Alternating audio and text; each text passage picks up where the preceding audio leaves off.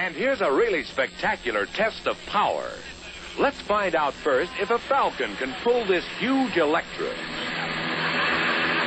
shut up. Why aren't we moving?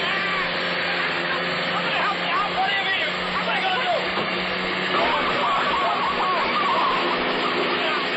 do? The answer seems to be no. A Falcon can't pull it. The Falcon has almost set its tires on fire, but the load is just too much. How about Corvair?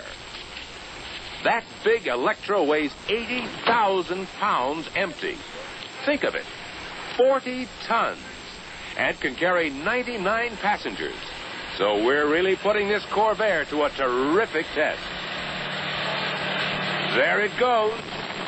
40 tons of dead weight pulled along by one small Corvair that weighs little over 1 ton.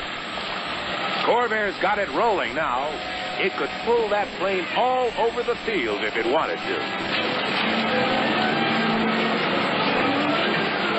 Yes, here's an amazing exhibition of Corvair's rugged strength and superior traction.